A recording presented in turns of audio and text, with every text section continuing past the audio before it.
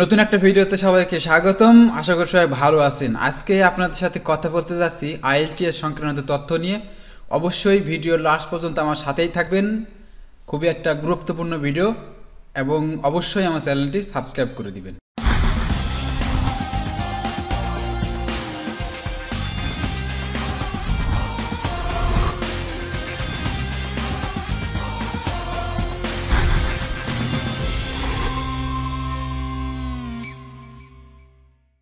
বিশেষ করে দেখেন অনেক স্টুডেন্ট এখন বর্তমান দেশের বাইরে আসার জন্য ট্রাই করতেছেন এবং অনেক আসতেছেন।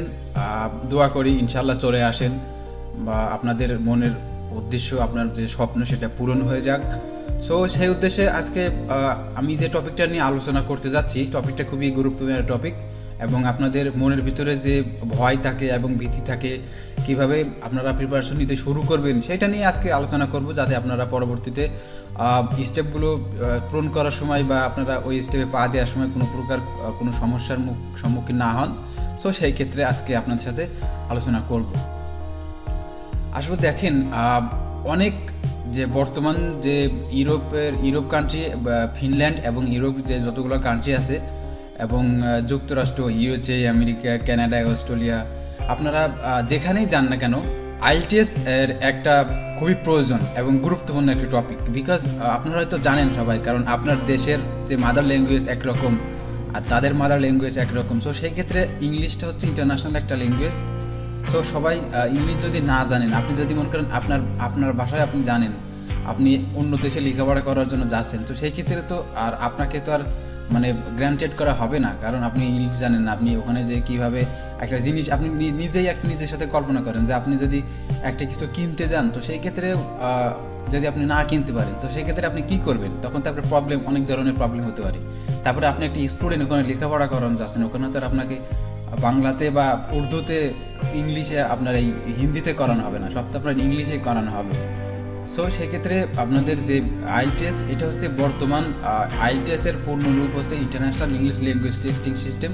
আপনারা হয়তো অনেকেই জানবেন এবং জানাটা খুবই জরুরি। সো IELTS এর জন্য যারা যারা অন্য দেশে যাওয়ার জন্য ট্রাই করতেছেন, একটা ভালো উদ্দেশ্য IELTS দেন। অনেকেই ভাবে যে দেখেন অনেক ধরনের ভিডিও আছে ইউটিউবে। সো এই ভিডিওতে অনেক রকমের কমেন্টস করে থাকে যে ভাই আমি কি IELTS ছাড়া দেশের বাইরে অমুক দেশ তমুক দেশ আমি কি এখানে যেতে পারবো? IELTS আমার নাই, আমি কী করবো?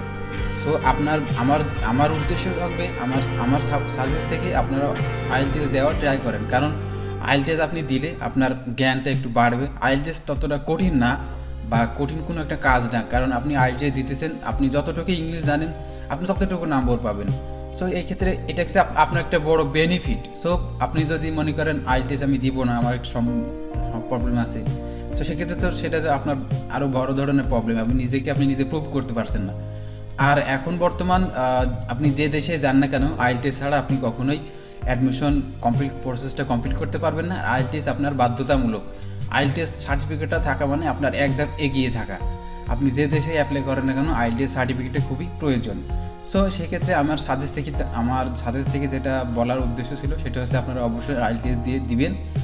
আর IELTS হচ্ছে আপনার বেসিক্যালি দেখেন যুক্তরাষ্ট্র, যে আমেরিকা, আপনার ইউরোপের যে কান্ট্রিগুলো আছে, এর আগে আপনার অনেক স্টুডেন্ট আসতো, যারা আসার পরে আর কি কোনো প্রকার IELTS লাগতো না অনেক আগে সেটা, কিন্তু এখন যেটা করছে যে IELTS বাধ্যতামূলক। বিকজ IELTS না হলে আপনি তো কিছুই করতে পারবেন না।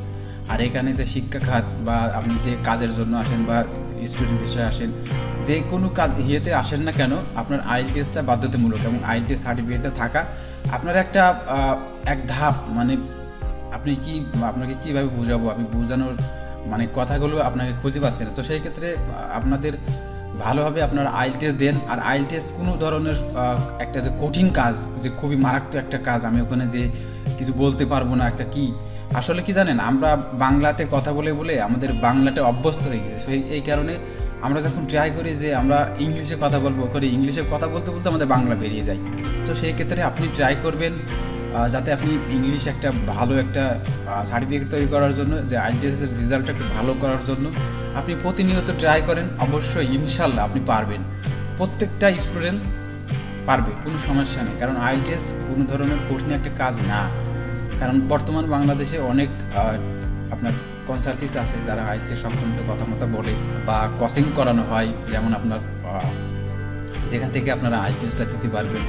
বেসিক্যালি আইএলটিএস একটা বাধ্যতামূলক থাকে প্রত্যেকটা দেশের, আর এখানে আসলে আইএলটিএসটা থাকলে আপনার জন্যই ভালো, আপনার জন্যই বেটার। আপনি এখানে আসলে একটা কিছু করতে পারবেন আপনার জীবনে। সো আইএলটিএস নিয়ে আপনারা কোনো প্রকার ভয় করবেন না। অবশ্যই আপনারা আইএলটিএস দেওয়ার জন্য ট্রাই করেন, আইএলটিএস জন্য প্রিপারেশন হন। বিশেষ করে আপনারা আইএলটিএস যারা যারা দেওয়ার চেষ্টা করতেছেন, অবশ্যই আপনারা বাসাতে বসে রিডিং, তারপরে আপনার রিডিং, রাইটিং, টেস্টিং, আপনার যতগুলো ধাপ আছে মানে আইএলটিএসের প্রত্যেকটা ধাপ আপনি নিজে নিজে অনুসরণ করেন।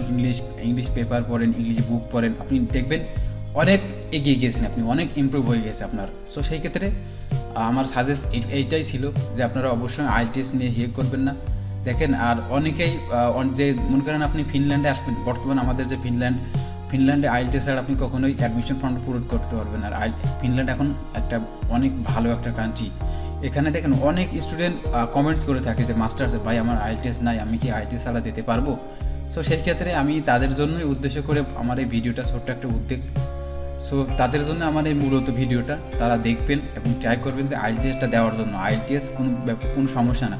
হয়তো আপনি ভয় করতেছেন মনের ভিতরে, আপনার ভয়টা কাটানোর একটা উদ্দেশ্য, সেটা হচ্ছে আইএলটিএসটা আপনি দেন, আপনার পক্ষে ভালো হবে, সবার পক্ষে ভালো হবে। আপনি এখানে এসে সব কিছু করতে পারবেন, লাইফে স্ট্রাগল করতে পারবেন। আপনার অ্যাডমিশন প্রসেসটা কমপ্লিট করার জন্য একদম এগিয়ে থাকবেন। আপনি আইএলটিএস সার্টিফিকেট টাকা মানে আপনি একদম এগিয়ে থাকা, আপনি 100% আপনার যে ইউনিভার্সিটির অফার লেটারটা 100% পেয়ে থাকবেন যদি আপনার আইএলটিএস থাকে। এই ক্ষেত্রে আজকের ভিডিও আমার এই পর্যন্তই ছিল। আশা করি ভিডিওটা আপনাদের ভালো লেগেছে। অবশ্যই এটা লাইক করে দিবেন, আর হ্যাঁ, লাস্ট পর্যন্ত আমার চ্যানেলটি প্লিজ সাবস্ক্রাইব করে দিবেন।